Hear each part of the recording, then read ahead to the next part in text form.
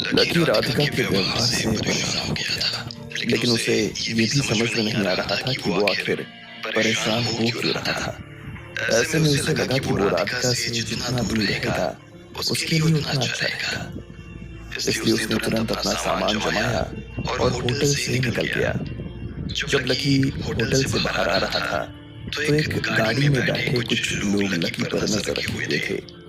उनमें से एक आदमी लकी को जान से मार देना चाहता था, लेकिन दूसरे आदमी ने उसे रोक दिया था।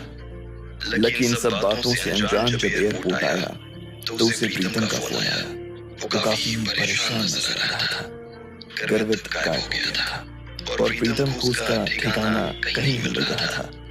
परेशान प्रीतम को बाजार में गर्वित का कोई सुराग नहीं मिला तो वो सीधा दिल्ली यूनिवर्सिटी में चला गया।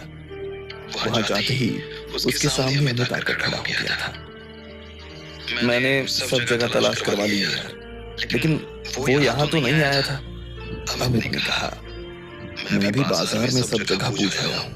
वो जिस जिस दुकान पर जाता था मैं उन सब दुकानों पर जाकर आया हूँ, पर किसी को नहीं पता कि वो कहाँ है, प्रीतम ने कहा और अपना सिर पकड़ लिया। अमित भी परेशान सा अपनी कमर पर हाथ रखे खड़ा था। वो बस इधर उधर देखता जा रहा था। अच्छा, तूने उससे बात की? हाँ यार, उसे भी फोन कर लिया, पर उसे भी गर्वित के बारे में कुछ नहीं पता है। उसने उसे फोन भी करने की कोशिश की, लेकिन वो उसका भी फोन नहीं उठा रहा है, प्रीतम ने कहा। और लकी? लकी ऑस्ट्रेलिया गया हुआ है। अभी थोड़ी देर पहले ही मेरी उससे बात हुई थी। वो निकलने वाला है। तूने उसे कुछ बताया नहीं ना? अमित ने पूछा। नहीं यार, पागल है क्या? मैं अभी उसे सब बता देता तो वो और ज्यादा परेशान हो जाता। उसकी आवाज से ही ऐसा लग रहा था कि वो पहले से ही परेशान है, प्रीतम ने कहा। अच्छा किया, उसको आने दे, उसके बाद ही उससे आराम से बात करेंगे। अमित ने भी उसकी बात का समर्थन करते हुए कहा। इतने में रोशनी भी वहां पहुंच चुकी थी। वो भी भागते भागते आई और उन लोगों के साथ में आकर खड़ी हो गई। कुछ पता चला? अमित पूछा। नहीं यार, सब लोगों से पूछ लिया, तलाश भी करवा ली, लेकिन कोई ठिकाना नहीं मिल रहा है। कुछ होटल्स में भी तलाश करवाई, लेकिन उसने कहीं चेक इन ही नहीं किया है। तुम लोगों ने अपने हॉस्टल में जाकर देखा है क्या? रोशनी ने पूछा। अरे हम दोनों बस वहीं जाने वाले थे, तुम्हारा ही इंतजार कर रहे थे, प्रीतम ने कहा। फिर तीनों उनके हॉस्टल की तरफ रवाना हो गए। कुछ देर के बाद वो जैसे ही हॉस्टल पहुंचे तो देखा दरवाजा खुला हुआ था। वो तीनों अलग अलग गलियारों में गए और उन्होंने आवाज लगानी शुरू कर दी। गर्वित, गर्वित, गर्वित। उनकी आवाज सुनकर हॉस्टल के ढेर सारे लड़के अपने अपने कमरे छोड़कर बाहर आ गए। क्या हुआ प्रीतम? अरे अमित भाई, क्या बात हो गई? हाँ, इतना परेशान क्यों नजर आ रहे हो भाई? इतने में हॉस्टल के लड़कों ने बाहर आकर अमित और प्रीतम से पूछताछ करनी शुरू कर दी। यार, हम गर्वित को ढूंढ रहे हैं। गर्वित को? वो तो आप लोगों के साथी था ना? अरे मैंने तो सुना था कि जॉब लग गई। क्या हुआ, उसने जॉब छोड़ दी क्या? हॉस्टल के लड़कों ने फिर से पूछा। नहीं यार, उसने जॉब नहीं छोड़ी है, लेकिन वो कुछ दिनों से कहीं चला गया है। हम सब जगह ढूंढ रहे हैं, लेकिन कहीं उसका पता ही नहीं चल पा रहा है, प्रीतम ने कहा। आप लोगों में से किसी ने उसे देखा क्या? वो यहाँ किसी के रूम पर रात में रुका था क्या, या फिर किसी से उसकी बात हुई थी क्या? अमित ने पूछा। नहीं अमित भाई, मुझसे तो उसकी कोई बात नहीं हुई है। हाँ, अगर यहाँ वो रुकता भी तो श्याम के कमरे में ही रुक सकता था। वो ही उसके गांव से है। श्याम, वो तेरे कमरे में रुका था क्या? इतने में एक लड़के ने श्याम नाम के एक लड़के से पूछा। नहीं भैया, गर्वित भैया तो यहाँ आए ही नहीं। मेरी तो उनसे बात हुए बहुत टाइम हो गया है, श्याम ने कहा। अचानक से प्रीतम को कुछ सूझा और उसने कहा। अच्छा, तुम्हारे पास उसके घर का नंबर है क्या?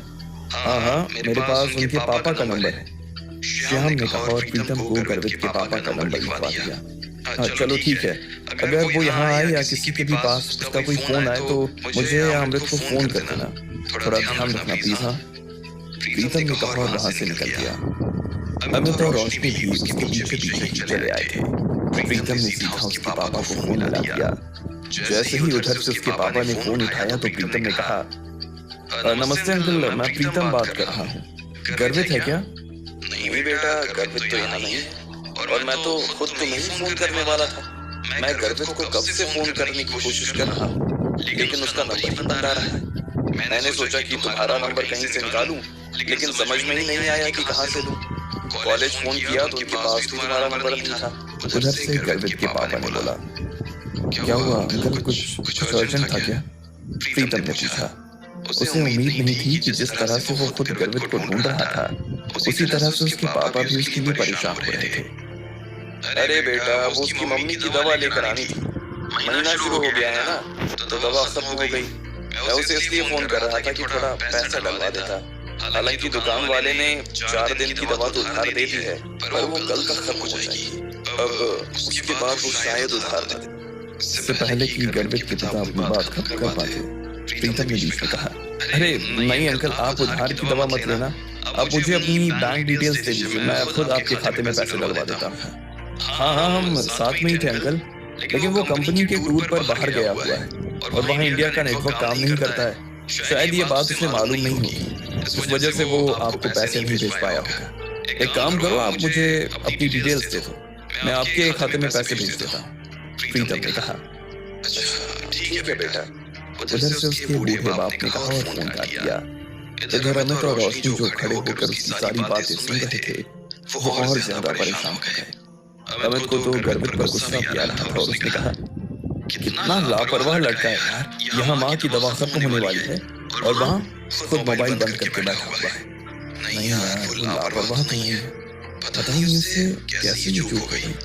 मुझे तो उसकी बहुत चिंता हो रही है यार, प्रीतम ने कहा। तुम लोग पुलिस में रिपोर्ट क्यों नहीं लिखवा देते? बेकार में परेशान हो रहे हो। नहीं, पहले लकी को आ जाने दो, उसके बाद पुलिस में जाते हैं। वैसे भी पुलिस तो वही करेगी ना जो हम कर रहे हैं। एक बार लकी आ जाएगा और पुलिस से कहेगा तो पुलिस जल्दी आ जाएगी, प्रीतम ने कहा। लेकिन उसका इंतजार करने के चक्कर में कहीं देर हो गई तो? देर होनी होगी तो होगी। वैसे भी हम अपनी कोशिश तो कर ही रहे हैं। एक बार उसे आ जाने दो, उसके बाद देखते हैं, प्रीतम ने कहा। ये सही कह रहा है, वैसे भी रात बहुत हो चुकी है, हमें अब घर चलना चाहिए। कल तक लकी भी आ जाएगा, उसके बाद आगे का काम शुरू करते हैं, अमित ने कहा।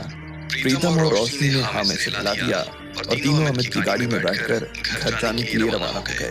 उधर जब अमित, प्रीतम और रोशनी अमित के घर जाने के लिए रवाना हो गए थे, तब इधर लकी भी इंडिया पहुंच चुका था। पूरे रास्ते वो बस यही सोच रहा था कि आखिर प्रीतम इतना परेशान क्यों नजर आ रहा था।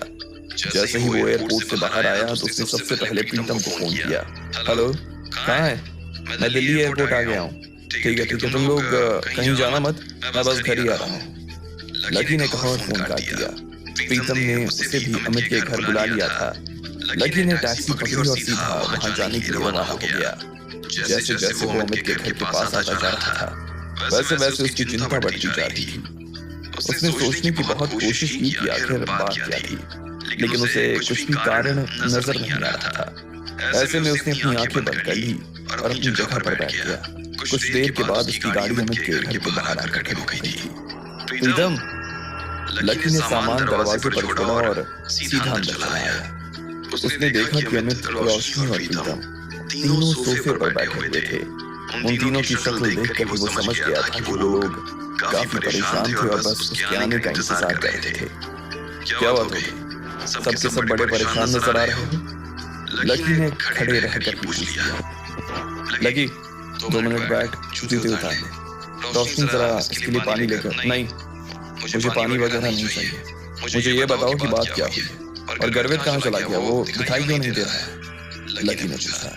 इतने में अमित और प्रीतम ने एक दूसरे को देखा और लकी को बैठाने के लिए खड़े हो गए। हालांकि लकी बैठना नहीं चाहता था, मगर फिर भी उन दोनों ने उसे बैठा दिया था। कुछ बताओगे क्या हुआ है? लकी ने पूछा। तो पहले पानी पी ले, 2 मिनट सांस तो ले ले, उसके बाद हम सब बता देंगे, अमित ने कहा। इतने में रोशनी उसके लिए पानी लेकर आ गई। लकी ने पानी पिया और ग्लास टेबल पर रख दिया। इसके बाद वो लोगों के चेहरे देखा था। लकी, बात ऐसी है कि गर्वित कहीं गायब हो गया है, प्रीतम ने कहा। क्या? लकी ने जैसे ही ये सुना तो वो हैरान हो गया। उसे ऐसा लगा जैसे उसने ठीक से सुना ही नहीं कि प्रीतम क्या कह रहा था। हाँ, गर्वित 2 दिन से लापता है, पता नहीं कहाँ चला गया है, अमित ने कहा। गर्वित गायब हो गया? लकी ने फिर से दोहराते हुए पूछा। तो उन दोनों ने हाँ में सिर हिला दिया। हमने उसे ढूंढने की बहुत कोशिश की लकी, लेकिन कहीं नहीं मिला वो। मैं फैक्ट्री का काम छोड़कर दिल्ली आया। यहाँ हमने यूनिवर्सिटी में देखा, होटल में देखा, हॉस्टल में देखा, मार्केट में देखा, लेकिन कहीं उसका पता नहीं चला। अमित ने कहा। हाँ, पर मुझे ये तो बताओ कि बात क्या हुई, ऐसे कैसे अचानक से गायब हो गया? लकी ने पूछा। अमित ने जैसे ही ये सवाल सुना तो वो प्रीतम की तरफ देखने लगा। प्रीतम ने लकी की तरफ देखा और कहा, असल में बात क्या है लकी, ये तो मैं भी नहीं जानता हूँ, लेकिन जब से हम तेरे यहाँ पर काम करने के लिए आए थे उसके बाद से वो काफी परेशान रहने लगा था। हालांकि वो किसी को बताता नहीं था, लेकिन शाम को जब हम घर जाते थे ना तो उसका मूड कुछ ठीक नहीं रहता था। मैंने उससे बात करने की कोशिश भी की तो उसने मुझे कुछ ठीक से बताया नहीं। मैंने सोचा कि उसे तेरे सामने लेकर आऊंगा और हम सब बैठकर उससे बात करेंगे, लेकिन वो उसके लिए भी तैयार नहीं था। फिर जब तू ऑस्ट्रेलिया चला गया तो उसके बाद से वो और ज्यादा परेशान रहने लगा।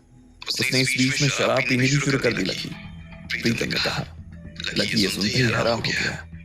उसने फिर से शराब पीनी शुरू कर दी? बीच में तो उसने शराब छोड़ दी थी ना? लकी ने पूछा। हाँ, काफी टाइम पहले ही वो शराब छोड़ चुका था, लेकिन अब फिर से पीने लगा और हर रोज पी रहा था। मैंने उसे बहुत बार पूछने की कोशिश की, लेकिन वो मेरी किसी बात का ठीक से जवाब ही नहीं दे रहा था लकी। फिर तेरे जाने के बाद एक दिन जब मैं सुबह ऑफिस के लिए उठा ना और उसे उठाने के लिए गया तो देखा कि वो अपने कमरे में ही नहीं था। उसका कुछ सामान भी वहां नजर नहीं आ रहा था। मुझे लगा कि वो नीचे गया होगा, पर वहां भी नहीं था वो।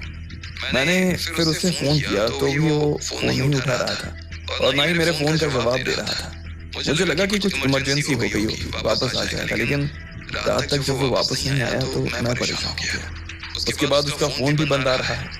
मैंने फैक्ट्री के बाकी लोगों से पूछा, लेकिन किसी को इस बारे में कुछ पता नहीं कि वो कहाँ गया। फिर मैंने अमित को फोन किया और हम सब लोग उसे यहाँ ढूंढने के लिए आ गए। पूरा दिल्ली छानने लगे, लेकिन वो कहीं भी मिल नहीं रहा है। उसके घर पर फोन किया, लेकिन उसके घर वालों को भी पता नहीं कि वो कहाँ चला गया। समझ में नहीं आ रहा है कि वो गया कहाँ। हाँ यार लकी, और तुझे तो पता ही है कि वो अपने माँ बाप को लेकर कितना सेंसिटिव था। अपनी जेब में 1 रुपया भले ना बचे, लेकिन वो उनकी किसी जरूरत में कभी कमी नहीं आने देता था। और तुझे पता है उसने इस बार अपनी माँ की दवा तक के लिए पैसे नहीं भिजवाए। अमित ने कहा। ये सुनते ही लकी के होश उड़ गए। उसे समझ में नहीं आ रहा था कि आखिर गर्वित ऐसा कैसे कर सकता था। कहाँ चला गया था और क्यों चला गया था? आपको क्या लगता है, क्या होंगे इन सभी सवालों के जवाब? कमेंट बॉक्स में कमेंट करके हमें जरूर बताएं और सभी सवालों के जवाब को जानने के लिए सुनते रहिए कमली न्यूज़।